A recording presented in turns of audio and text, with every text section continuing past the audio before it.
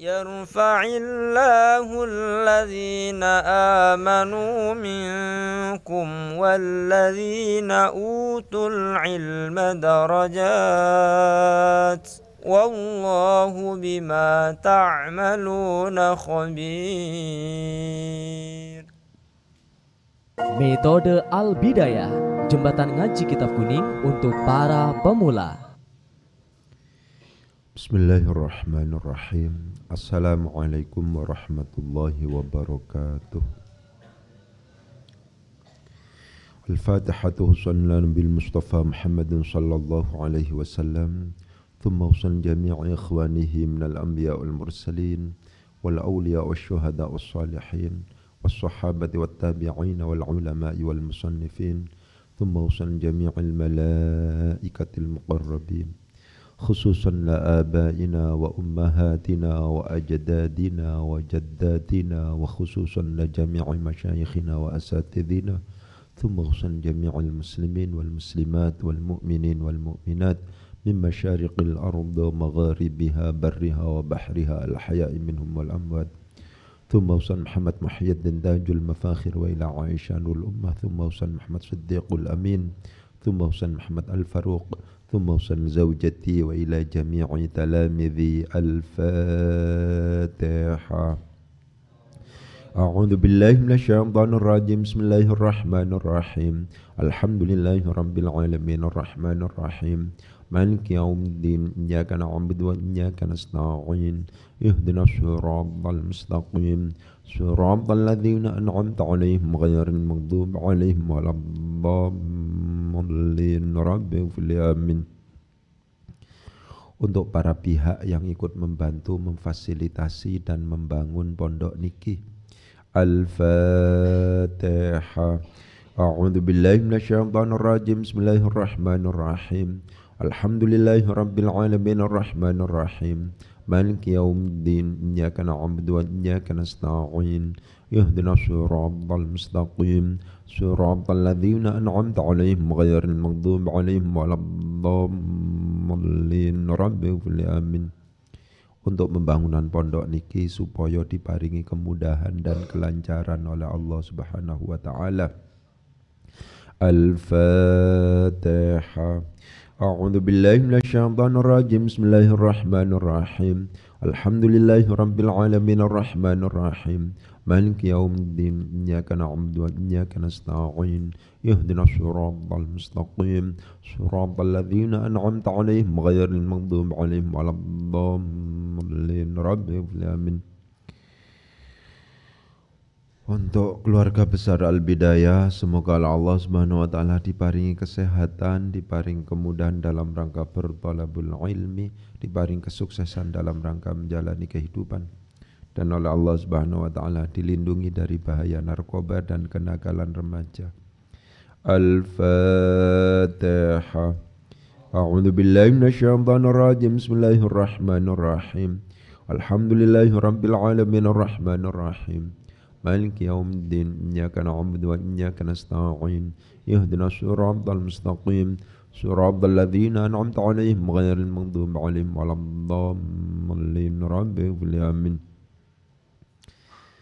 Selanjutnya monggo sareng-sareng malih mau surat Fatihah diususkan untuk mengarang kitab niki Syekh Abdul Wahab Khalaf. Al-Fatihah. A'udzu billahi minasyaitonir rajim. Bismillahirrahmanirrahim. Alhamdulillahi rabbil alamin arrahmanir rahim maliki yaumiddin iyyaka na'budu wa iyyaka nasta'in ihdinas siratal mustaqim siratal ladzina an'amta 'alaihim ghairil maghdubi 'alaihim waladdallin rabbil alamin. Monggo dianalisis ya. Problem membaca kitab itu pada analisisnya, bukan hafalan kaidahnya. Banyak yang hafal, bahkan alfiyah hafal, tapi baca kitabnya kurang bagus misalnya. Fala raiba anna Allah subhanahu bilisani rasulihi fi kathirin minal ayati tahaddan nasa. Itu semacam itu. Kemarin kita sudah menegaskan tentang kata-kata subhana, yang itu kita sebut sebagai masdar ghairu mutasarrif. Apa masdar ghairu mutasarrif itu? Masdar ghairu mutasarrif itu adalah masdar yang memang khusus untuk berkedudukan sebagai maf'ul mutlak, tidak mungkin berkedudukan mahal i'rab yang lain. Itu ghairu mutasarrif. Kata-kata subhana, panjenengan tidak mungkin mendengar subhanu dengan dibaca rofa, apakah jadi mubtada, apakah jadi khobar, apakah jadi apa, itu tidak mungkin. Ya, itu namanya masdar ghairu mutasarrif. Kemudian yang penting untuk kemudian ditegaskan di sini adalah annallaha. Anna itu adalah merupakan huruf yang termasuk dalam kategori al-awamil ad-dakhilah 'alal mubtada' wal khabar, amil-amil yang masuk pada mubtada' dan khabar. Ia memiliki pengamalan tansibul isma wa tarfa'ul khabar. Mana isimnya? Allah. Inilah alasan kenapa kok Allah dibaca fathah, tidak Allahu, tidak Allahi. Di samping butuh isim yang namanya anna itu butuh khabar. Mana khabarnya? Seperti yang saya katakan, khabar itu boleh macam-macam, terserah. Pembagian khabar itu ada yang disebut sebagai khabar mufrad, ada ghairu mufrad. Ghairu mufrad itu ada yang kemudian disebut sebagai jumlah, ada yang disebut sebagai syibhu jumlah. Yang jumlah ada disebut sebagai fi'liyah, ada yang disebut sebagai ismiyah. Yang syibhu jumlah ada yang disebut sebagai jarun wa majrurun, ada yang kemudian disebut sebagai dzaraf. Berarti apa? Semuanya hampir bisa dijadikan sebagai khabar. Bilisani rasulihi yang merupakan jarun wa majrurun bi huruf jar, lisani rasulihi adalah majrur, memungkinkan dijadikan sebagai khabar. Fi katsirin yang juga merupakan jarun wa majrurun, memungkinkan untuk kemudian ditentukan sebagai khabar. Karena memang realitasnya pembagian khabar itu ada yang terdiri dari jarun wa majrurun. Minal ayat yang merupakan jarun majrurun juga memungkinkan untuk kemudian ditentukan sebagai khabar. Dari realitas ini mana kira-kira yang menjadi khabar? Oleh sebab itu sering saya katakan standar khabar itu adalah mutimul faidah. Apa mutimul faidah itu? Penyempurna faidah. Kalau seandainya diberi kata-kata iku dalam bahasa Jawa, kalau seandainya diberi kata-kata adalah dalam bahasa Indonesia, kalau seandainya diberi kata-kata panekah dalam bahasa Madura, itu cocok, itu pantas. Karena demikian tidak memungkinkan kita bisa mengetahui bahwa ini sedang mutimul faidah, ini sedang berkedudukan khabar, kalau seandainya kita tidak ngerti maksudnya, kalau seandainya kita tidak ngerti terjemahannya. Dalam konteks inilah kita bisa masuk dengan menegaskan mufradat itu penting. Ya, udah sampean setiap harinya kegiatan. Kalau seandainya idealisme kita kepingin naik tingkat menjadi bisa baca kitab setiap hari, saya tegaskan, jangan sampai hari-hari kita berlalu tanpa ada penambahan mufradat. Satu saja, kalau seandainya satu hari satu, kalau 30 itu kan sudah 30 mufradat. Ayo coba itu dianukan. Bagi teman-teman yang ada di rumah juga seperti itu. Apalagi 2. Apalagi konsisten itu 3. Misalnya. Ya. Oleh sebab itu pengurus juga begitu. Salah satu kesuksesan pengurus adalah kalau seandainya mampu mengendalikan penambahan mufradat dari teman-teman. Bagaimana itu difikirkan? Begitu. Ya. Pendekatan yang dipakai jangan pendekatan husnudzon kalau kepada murid-murid kita. Kalau kepada murid-murid kita itu harus suudzon. Iki paling gak apalan, iki kan suudzon itu.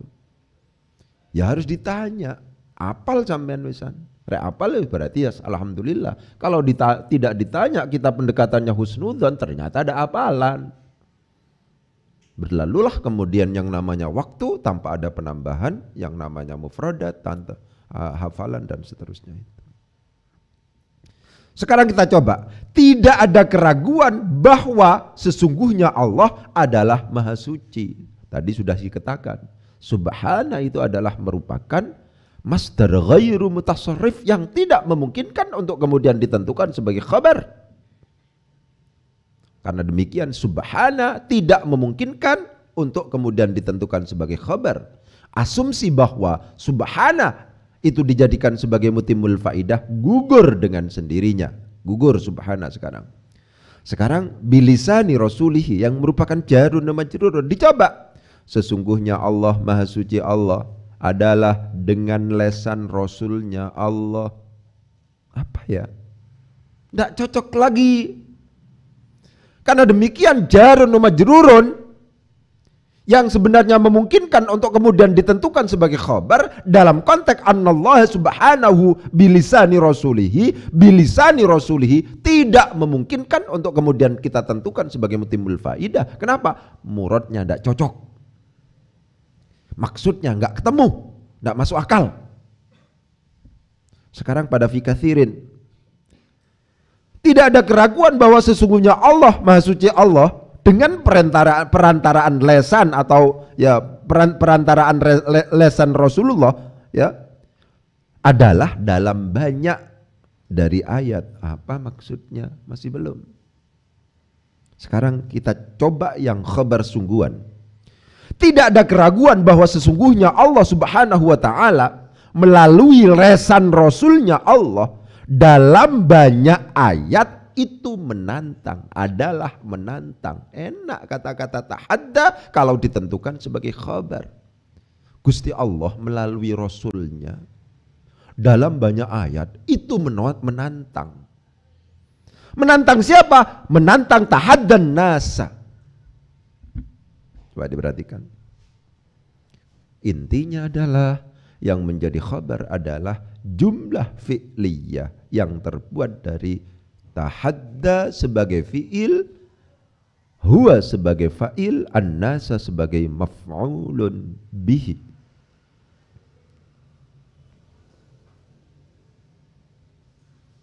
Memang coba salah yang namanya khabar. Ketika yang berkedudukan khabar adalah berupa jumlah, maka disinilah kemudian penting yang namanya mengingat kembali konsep anwa'ul i'rab. Perubahan i'rab jangan selalu dituntut, selalu dibuktikan dengan tanda i'rab. Perubahan i'rab memungkinkan dibuktikan dengan tanda i'rab dan tanda i'rabnya secara kasat mata memungkinkan untuk dilihat. Itulah yang kemudian disebut sebagai anwa'ul i'rab yang lafzi. Perubahan i'rab sebenarnya dibuktikan dengan tanda i'rab, tapi karena alasan tertentu yang alasannya itu adalah thiqal dan ta'adzur, maka tidak memungkinkan untuk bisa melihat tanda i'rab itu. Itulah yang kemudian disebut sebagai taqdiri. Tapi perubahan i'rab salah satu tanda anwa'nya itu adalah memang sejak awal tidak ada tanda i'rabnya sehingga pasti tidak muncul. Kapan yang pasti tidak muncul? Kapan yang pasti tidak ada tanda i'rabnya itu? Apabila yang sedang kita i'rabi adalah al-asma al-mabniyah, al-jumal, jumlah, al-hikayah. Tahaddan nasa termasuk dalam kategori khabar jumlah. Karena demikian khabarnya anna dibaca rofa, maka tanda rofanya dipastikan tidak ada. Di situ secara hukum saja rofa, di situ secara mahal kedudukan saja rofa, akan tetapi tanda rofanya tidak kita ketemukan. Kenapa? Karena sifatnya mahali. Nalar berpikirnya begitu. Sampean kalau seandainya ketika baca kitab itu sudah mencoba mendialogkan seperti itu bisa loh sampean. Pertama gradulan memang. Pertama gradulan. Betul. Tapi bisa berpikir sudah. Yang paling penting itu berpikir. Ayo kita belajar berpikir lagi sekarang. Tahadal alif memungkinkan dibaca tahadda, memungkinkan dibaca tuhaddi. Kalau tahadda itu adalah fi'il madhi, kalau tuhaddi itu adalah fi'il mudhari. Hadda yuhaddi, hadda tuhaddi, hadda uhaddi, hadda nuhaddi, dengan variasi huruf mudhara'ah yang ada.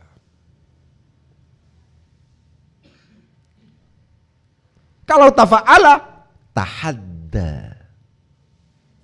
Kalau tuhaddi fa'ala yufa'ilu, fa'ala yufa'ilu, fa'ala ufa'ilu, fa'ala tufa'ilu, fa'ala nufa'ilu.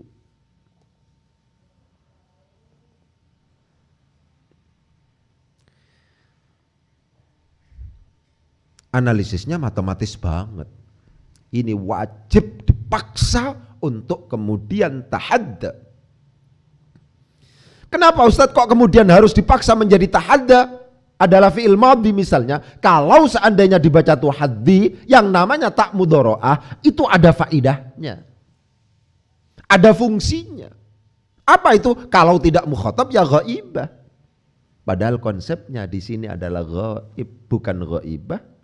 Konteksnya di sini adalah ghaib, bukan mukhatab, bukan kamu. Yang menantang itu adalah Allah. Dhamirnya huwa. Karena demikian tahadda harus dipaksa sebagai fi'il madhi. Karena apa? Karena agar yang disimpan oleh ta'hadal alif itu adalah huwa, bukan hiya, bukan anta. Kalau dibaca tuhaddi, yang disimpan adalah hiya atau anta. Tuhaddi itu yang disimpan adalah hiya atau anta. Itu tidak cocok dengan yang namanya konteks. Tidak ada keraguan bahwa sesungguhnya Allah Maha Suci, Allah melalui lesan Rasulnya Allah dalam banyak ayat menantang. Adalah menantang siapa Allah? Menantang siapa? Manusia. Tahadda adalah tahadda menantang siapa Allah? Menantang siapa? An-nasa, akan manusia. Kode akan untuk maf'ul bih. Ya. Jadi saya dulu mondok di Mergosono. Pengasuhnya adalah Kiai Haji Mastuki Mahfud, ya, Syuriah Nahdlatul Ulama, PWNO Jawa Timur. Itu cara baca untuk maf'ul bih itu akan. Ada yang pakai kepada, ya terserah lah ya. Pokoknya saya mengatakan, ketika saya mengatakan akan dalam bahasa Indonesia, itu maksudnya maf'ul bih. Karena saya dapat dari kiai saya begitu. Ya, begitu. Perhatikan itu. Ya, ta'hadal alif itu harus dipaksa dengan tahadda, bukan tuhaddi. Kalau tahadda adalah fi'il madhi, konsekuensinya fi'il madhi tidak ada ta'nis sakinahnya, maka di situ disebut sebagai atau menyimpan dhamir hi, hu, huwa, dan itu cocok kalau seandainya dikembalikan kepada lafadz Allah yang itu sejak awal adalah mudzakkar mufrad, huwa. Tapi kalau seandainya dibaca tuhaddi secara tulisan benar, hadda yuhaddi tulisannya seperti ini, hadda tuhaddi tulisannya seperti ini, maka konsekuensinya, konsistensi yang harus kita lakukan adalah harus yang disimpan oleh ta'hadal iya ini, kalau seandainya dibaca tuhaddi, kalau tidak hiya, ya anta. Mau dikembalikan kemana hiya itu? Anta sama sekali tidak ada konteks mukhatab sebelumnya. Itu coba, sampean kalau sudah bisa beranalisis semacam itu, kemungkinannya sudah bagus kitabnya. Ya, ketika sampean sudah hafal yang namanya kaidah, teori dasar, itu mulai mikir, oh enggak iki. Ada dialektika dalam pikiran kita. Yang memandu pikiran kita ketika melakukan dialektika itu adalah konsep-konsep, teori-teori, kaidah-kaidah yang sudah kita hafal. Ini gak mungkin nih diwaca tuhaddi ini. Apa sebabnya? Kalau tuhaddi kan taknya mudhoro'ah, berarti itu berasal dari hadda yuhaddi. Berarti apa kalau seandainya dibaca tuhaddi? Dhamirnya hiya berarti di sini. Yang menantang siapa ini? Kan ayat. Oh, enggak, ini yang menentang Gusti Allah melalui ayatnya. Ya. Saya yang bertugas untuk memandu itu, memandu nalar berpikir sampean di sini. Gitu, bertugas saya begitu. Oleh sebab itu kalau saya ngaji itu lama. Ini kalau Dianu itu sekarang episode ke-122, itu cuman berapa lembar ini? 102 ya, 102 episodenya itu. Sekarang berapa lembar ini cuman? Begitu. Udah, sekarang. Kata-kata menantang di samping membutuhkan fa'il, fa'ilnya adalah huwa, ya, tahadda itu karena kemudian dia itu adalah merupakan fi'il ma'lum, maka dia butuh fa'il, fa'ilnya adalah huwa, dhamirun mustatirun, jawazan takdiruhu huwa, yang kembalinya kepada lafadz Allah. Tapi tahadda itu memungkinkan juga untuk kemudian kita tegaskan atau kita tentukan sebagai fi'il muta'addi. Karena demikian butuh maf'ul bih. Inilah alasan kenapa kok kemudian bacaannya an-nasa. Fala raiba, maka tidak ada keraguan apa annallah adalah maujud, apa annallah sesungguhnya Allah subhanahu maha suci Allah. Bilisani rasulihi, dengan perantaraan lesannya Rasulullah sallallahu alaihi wasallam, fi kathirin, di dalam banyak, minal ayati, dari beberapa ayat, adalah tahadda, menantang siapa Allah, an-nasa, akan manusia.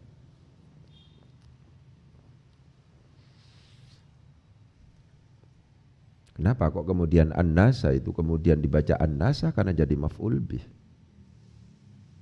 Ya. Pertanyaan pasif, kata kerja pasif, jawabannya itu adalah maf'ulun bihi. Pertanyaan dengan menggunakan kata kerja aktif, jawabannya adalah fa'il. Siapa yang menantang? Allah. Siapa yang ditantang? Manusia. Pertanyaan dengan menggunakan kata kerja aktif, jawabannya adalah fa'il. Pertanyaan dengan menggunakan kata kerja pasif, jawabannya adalah maf'ulun bihi. Muhammad menulis surat. Siapa yang menulis surat? Muhammad. Kataba Muhammadun ar-risalata. Siapa yang menulis surat? Muhammad. Apa yang ditulis oleh Muhammad? Apa yang ditulis? Surat. Jawaban dari pertanyaan dengan menggunakan kata kerja pasif adalah maf'ul bih. Jawaban atas pertanyaan dengan menggunakan kata kerja aktif adalah fa'il. Perhatikan itu. Sampean harus melakukan kreasi-kreasi. Kalau mau mengajar itu, ya, kalau mau mengajar itu, kalau menurut saya harus selalu berpikir bagaimana yang paling efektif. Ya, gitu. Itu terus dilihat, dicari. Itu. Sekarang tahadda an-nasa ayyatu bimithlil Qur'an. Sekarang perhatikan. Ya. Ayo mikir yang agak serius, yang agak keras. Ini agak berat pikirannya. Ayyatu bimithlil Qur'an itu adalah masdar muawwal. An itu di samping merupakan amil nasab, juga merupakan huruf masdariyah. Sebagai amil nasab maka ya'tu. Ata ya'ti. Kemudian dimasuki alif tathniyah menjadi ya'tiyani.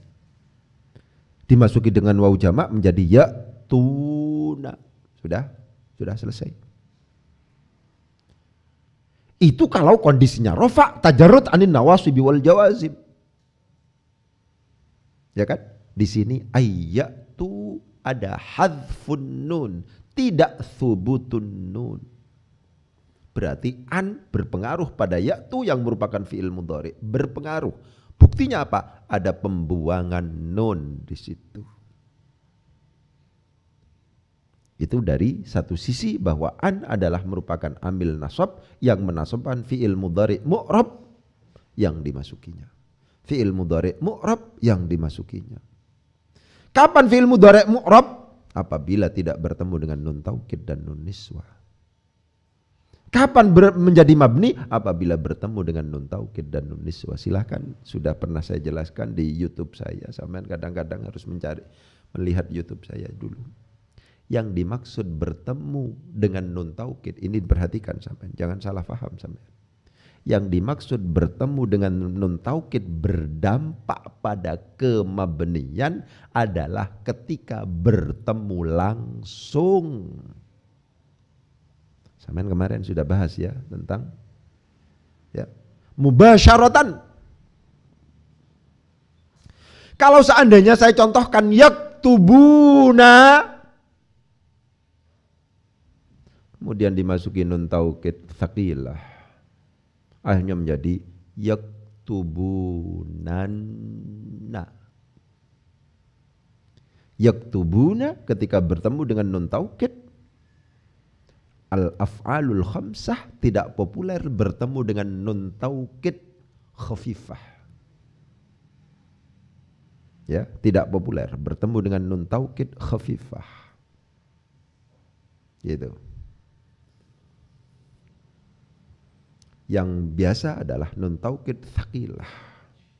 Itu pun yang kita jumpai hanya terbatas pada tek-tek Al-Quran dan hadis. Kalau kita membaca kitab, tidak pernah ketika kita bertemu dengan nun pakai af'alul khamsah itu kita pikirkan nun taukid tsaqilah, itu jarang. Bahkan saya tidak pernah tahu. Ya, penting untuk kemudian saya tegaskan itu. Diperhatikan itu. Yaktubuna, kalau seandainya diberi nun taukid tsaqilah, itu menjadi yaktubunan. Ada nun baris 3 ini. Nun yang pertama adalah nun tanda rofa. Nun yang kedua adalah sukun. Nun yang kedua adalah fathah. Karena sejatinya tasdid itu adalah 2 nun. Kan begitu kan? Tasdid itu adalah 2 nun. Sehingga ini kalau dalam bahasa analisis i'lal, analisis sorof itu adalah tawalil amsal. Itu sampean anu lho sampean. Coba ditulis sampean. Kira-kira gak iso lho sampean ngono iku. Berturut-turutnya satu huruf dalam satu tempat itu. Tawalil amsal. Gitu. Itu semacam itu. Karena ada illat litawalil amsal, itulah kemudian yang namanya nun tanda rofa itu harus dibuang.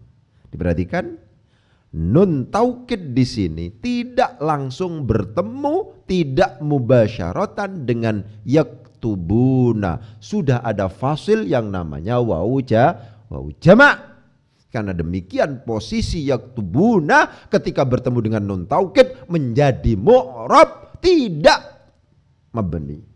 Tanda rofaknya apa? Karena kebetulan al-af'alul khamsah, maka tanda rofaknya thubutun nun. Mana nunnya? Nunnya dibuang. Kenapa kok dibuang? Karena litawalil amsal. Karena ada nun 3 baris jadi 1. Nun yang pertama adalah tanda rofa. Nun yang kedua adalah nun taukid. Itu kan kalau tasdid itu kan ada 2. Sudah.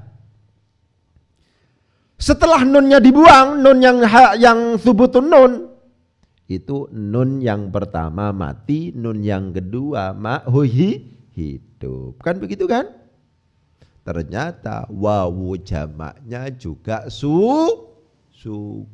Proses kedua terjadilah apa yang kemudian kita sebut sebagai iltiqa'us sakinaini. Karena demikian wawunya hilang. Secara umum begitu. Ya kan? Latus alunna. Ya. Ya apa itu? Alhaakumut takatsur hatta zurtumul maqabir. Kalla sawfa ta'lamun. Thumma kalla sawfa kalla law ta'lamuna ilmal yaqin latarawunnal jahim thumma latarawunnaha 'ainal yaqin thumma latus'alunna. Loh, ana nun taukid tsaqilae kok diwaca lunna? Iya, itu al-af'alul khamsah. Mabni apa mu'rab? Mu'rab. Kok mu'rab? Karena tidak mubasyaratan. Saya dalam konteks ini hanya kepingin menegaskan, jangan salah faham sampean bahwa yang dimaksud dengan fi'il mudhari' mabni ketika bertemu dengan nun taukid dan nun niswah itu ketika bertemu secara langsung. Kalau masih ada fasil, kalau masih ada pemisah, itu masih atas nama mu'rab. Lah, kemudian yang af'alul khamsah itu yang memisahkan apa? Yang memisahkan itu adalah alif tasniyah, yang memisahkan itu adalah wawu jama', yang memisahkan itu adalah ya muannatsah mukhatabah. Itu semuanya huruf lain itu. Itu adalah kalimat lain. Ya muannatsah mukhatabah itu isim, wawu jama' itu adalah isim, alif tasniyah itu adalah isim. Sing fiilnya mana? Yaktubu.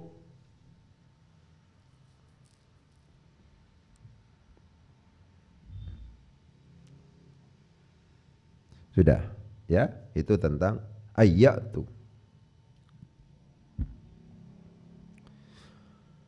Karena an ini adalah tidak hanya memiliki fungsi sebagai amil nasab tapi juga masdariyah, maka ayatu di situ adalah termasuk dalam kategori masdar muawwal, di mana posisinya sama persis dengan isim.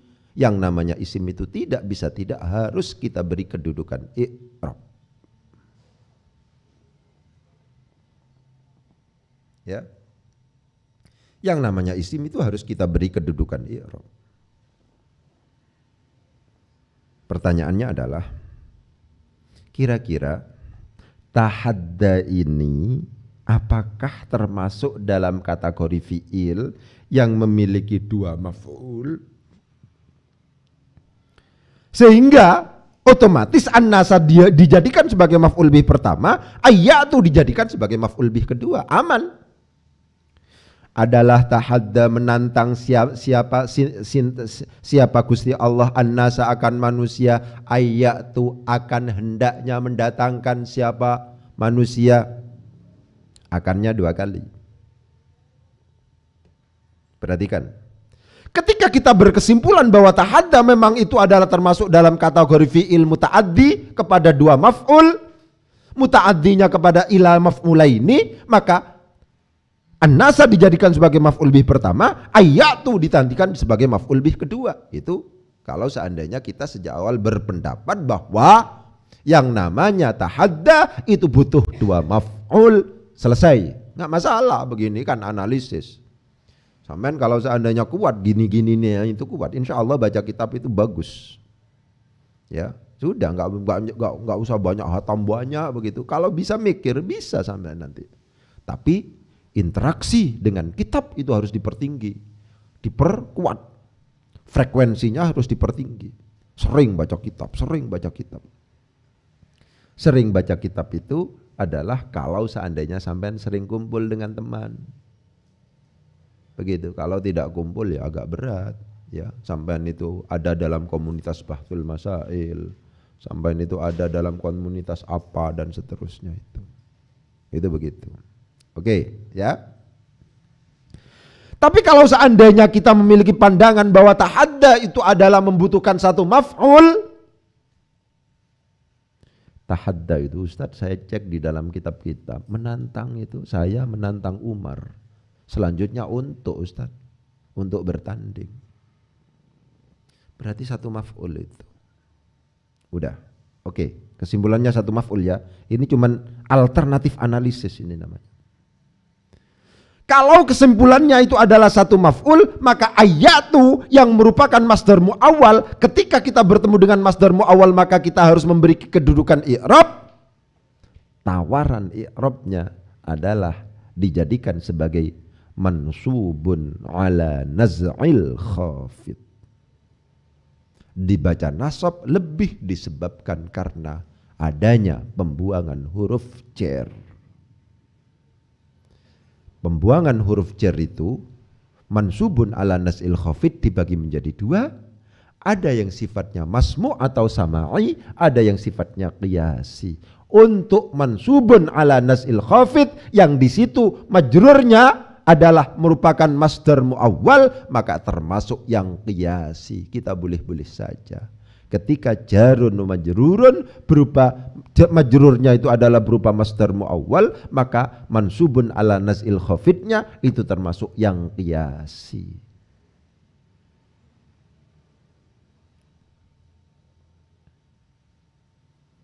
Ketika qiyasi maka boleh kita. Kalau yang masmu' itu sama itu kan lughatan, istilahan, syar'an. Itu kan begitu kan. Coba diperhatikan. Mansubun ala naz'il khafid itu ada dua macam. Ada yang sifatnya qiyasi, ada yang sifatnya sama'i. Kalau qiyasi itu kapan Ustaz? Ketika jar majrurnya itu adalah berupa masdar muawwal, itu qiyasi.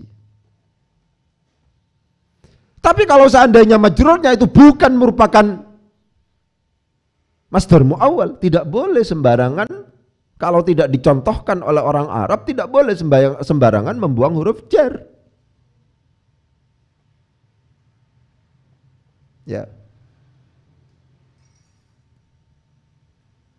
Al-i'rabu tawi i'rab huwa taghyiru awakhiril kalimi li ikhtilafil awamilid dakhilati 'alaiha lafdhan au taqdiran, di dalam lafadznya atau di dalam kira-kiranya, misalnya begitu. Ada fi di situ yang dibuang, tapi lafdhan di situ sama sekali tidak diterima oleh akal kita untuk kemudian kita tegaskan sebagai keterangan waktu atau keterangan tempat. Masa lafdhan keterangan waktu, masa keterangan tempat?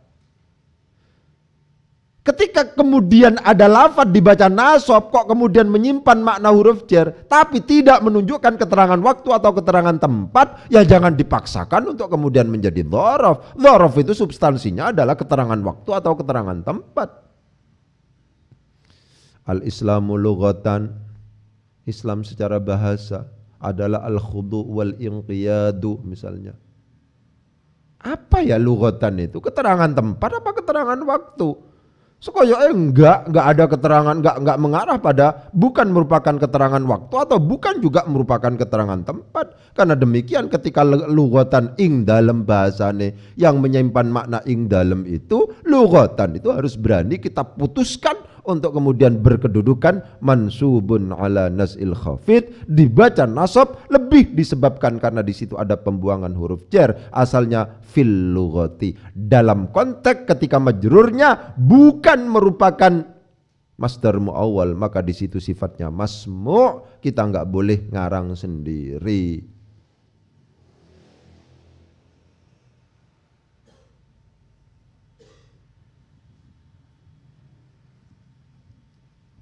Ya, jadi analisisnya begitu.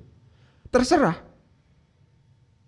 Tapi kalau seandainya kita lihat perbandingkan, nah begitu caranya sampean nanti kalau melakukan analisis itu.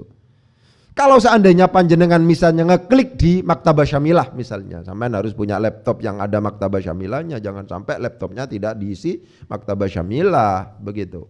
Ya. Kemudian diketik tahadda. Ternyata di sana itu bisa dikirakan pelajaran bagi kita. Oh, tahadda ini pakai huruf jar bi. Tahaddal araba bi, tahadda bi. Ada kata-kata bi setelah tahadda. Berarti apa? Tahadda itu nanti ya, huruf jar yang dipakai setelah tahadda itu adalah bi. Jadi kalau seandainya kemudian di sini itu kemudian tidak ada b-nya, maka itu adalah jar majrur di mana huruf jarnya dibuang, yang kalau dalam bahasa istilah nahwu disebut sebagai mansubun ala nas'il khafid. Jadi kalau seandainya ini dirubah teksnya, fala raiba, maka tidak ada keraguan adalah maujud apa annallaha, sesungguhnya Allah subhanahu maha suci Allah, bilisani rasulihi, melalui lesan rasulnya Allah, fi kathirin, di dalam banyak, minal ayati, dari beberapa ayat, khabar dari anna adalah tahadda, menantang siapa Allah annasa, kepada manusia atau akan manusia, menantang bi ayyatu, dengan hendaknya mendatangkan siapa mereka, bi ayyatu,